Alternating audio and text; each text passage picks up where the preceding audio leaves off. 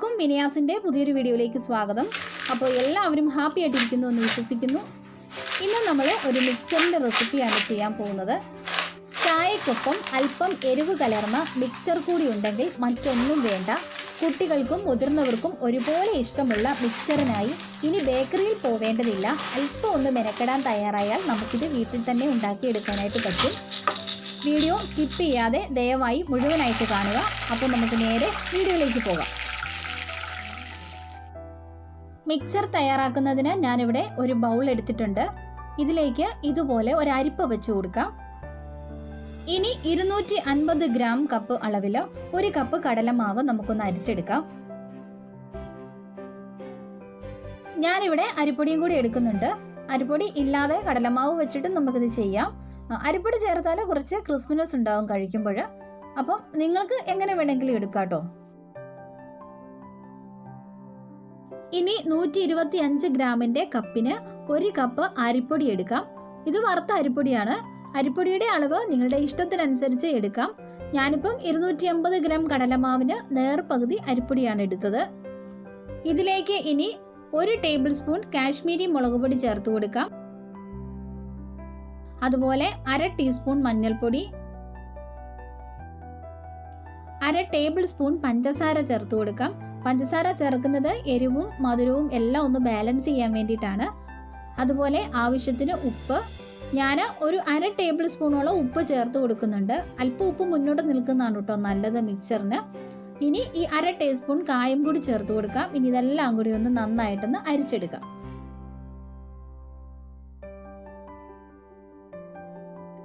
ഇനി ഇത് നന്നായിട്ടൊന്ന് കുഴച്ചെടുക്കണം. സാധാ പച്ചവെള്ളം ഉപയോഗിച്ച് കുഴച്ചെടുത്താൽ മതി. കുറേശ്ശെ വെള്ളം ഒഴിച്ചു കൊടുത്ത് വേണം നമുക്കിത് കുഴച്ചെടുക്കാനായിട്ട്. വെള്ളം അധികമായിട്ട് പോവരുത്. വെള്ളം അധികമായിട്ട് പോയാൽ നമുക്ക് മിക്സർ കറക്റ്റായിട്ട് നമുക്ക് കിട്ടത്തില്ല.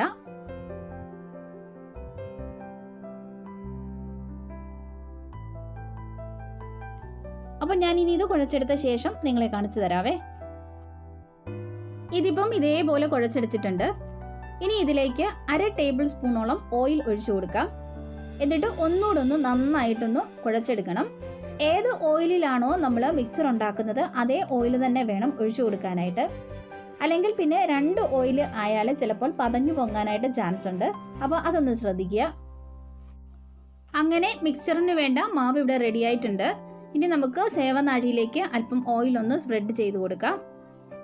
ഞാനിതിൻ്റെ ഏറ്റവും ചെറിയ അച്ചാണ് കേട്ടോ എടുക്കുന്നത്. അപ്പം മിക്സറിന്റെ മാവ് ഇവിടെ റെഡി ആയിട്ടുണ്ട്. ഇനി നമുക്ക് ബൂന്തിക്ക് വേണ്ട മാവൊന്ന് പെട്ടെന്ന് റെഡിയാക്കി എടുത്തിട്ട് വരാം. ആദ്യം എടുത്ത അതേ ഇൻഗ്രീഡിയൻസ് തന്നെ അളവ് കുറച്ചെടുത്താൽ മതി. അപ്പോൾ ഞാൻ 125 ഗ്രാം കടലമാവിന് 2 ടീസ്പൂണോളം അരിപ്പൊടി എടുക്കുന്നുള്ളൂ. അതുപോലെ തന്നെ 1 ടീസ്പൂൺ മുളക് പൊടി, 1/2 ടീസ്പൂണിൽ താഴെ മഞ്ഞൾപ്പൊടി, 1 ടീസ്പൂൺ പഞ്ചസാര, 1 ടീസ്പൂൺ ഉപ്പ്, 1/2 ടീസ്പൂണോളം കായം, ഇത്രയും എടുത്തിട്ടുണ്ട്.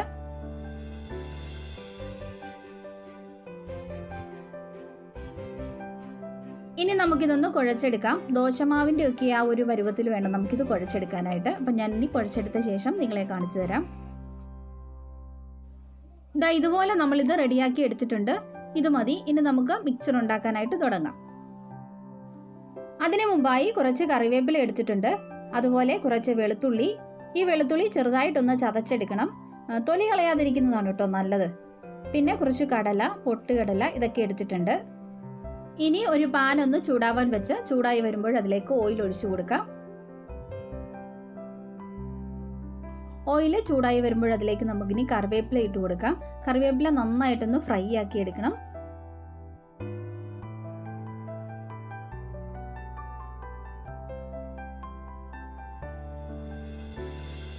അതുപോലെ തന്നെ നമുക്ക് വെളുത്തുള്ളിയും വറുത്തു കോരാം.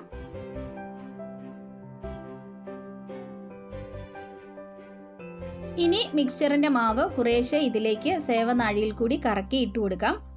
ഫ്ലെയിം ലോ ടു മീഡിയമിൽ വെക്കണം. ഒത്തിരി കട്ടിക്ക് ഇട്ട് കൊടുക്കണ്ട കേട്ടോ. ഇതുപോലെ ഒന്ന് നിരത്തി ഇട്ട് കൊടുത്താൽ മതി.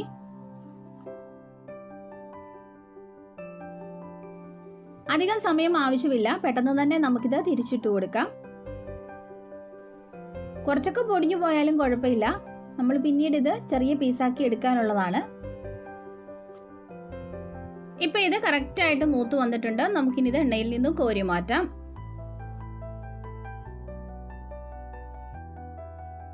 ഇനി ബാക്കിയുള്ളതെല്ലാം നമുക്ക് ഇതേപോലെ തന്നെ ചെയ്തെടുത്തിട്ട് വരാം.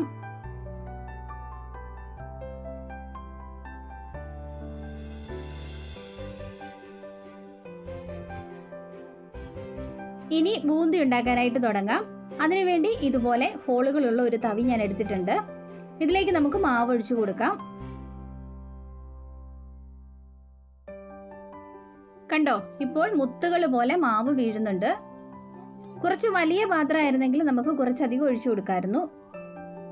ഇതും നമുക്ക് നന്നായിട്ടൊന്ന് ഫ്രൈ ചെയ്തെടുക്കാം.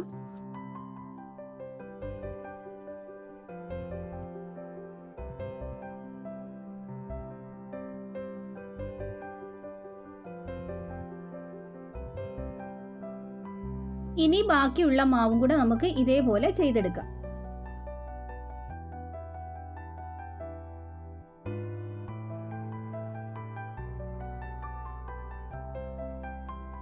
ബാക്കിയുള്ള എണ്ണയിലേക്ക് ഈ പൊട്ടുകടലയും കടലയും ഒക്കെ ഒന്ന് ഇട്ട് കൊടുത്ത് നന്നായിട്ട് ഫ്രൈ ചെയ്തെടുക്കാം. ഫ്രൈ ചെയ്യുമ്പോൾ ഇതിൻ്റെ കളറ് പോവാതെ കൊണ്ട് നോക്കണം. ഒരുപാട് അങ്ങോട്ട് മൂത്ത് പോവരുത്.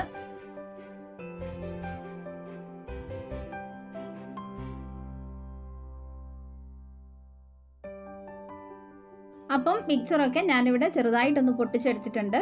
ഇതിലേക്ക് ഇനി ബൂന്തിയും കടലയും കറിവേപ്പിലയും വെളുത്തുള്ളിയും ഒക്കെ ഒന്ന് നമുക്ക് ചേർത്ത് കൊടുക്കാം.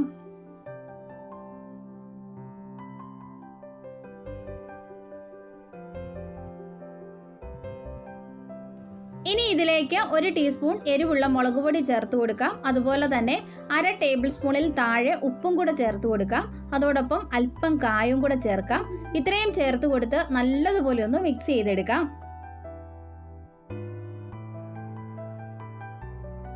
അപ്പോൾ എല്ലാവരും ഇതുപോലെ മിക്സർ വീട്ടിൽ തന്നെ ഒന്ന് ഉണ്ടാക്കി നോക്കണം. നല്ല ടേസ്റ്റാണ് ഇതിന്. ഇത് ഗ്ലാസ് ബോട്ടിലിൽ അടച്ച് സൂക്ഷിച്ചാൽ കുറേ അധികം ദിവസം കേടുകൂടാതെ ഇരിക്കും. എല്ലാവർക്കും വീഡിയോ ഇഷ്ടമായെന്ന് വിശ്വസിക്കുന്നു. വീഡിയോ മറ്റുള്ളവരിലേക്ക് ഷെയർ ചെയ്യുക, ലൈക്ക് ചെയ്യുക. സബ്സ്ക്രൈബ് ചെയ്യാത്തവരുണ്ടെങ്കിൽ സബ്സ്ക്രൈബ് ചെയ്യുക. മറ്റൊരു പുതിയ വീഡിയോയുമായി വീണ്ടും കാണാം. ബൈ.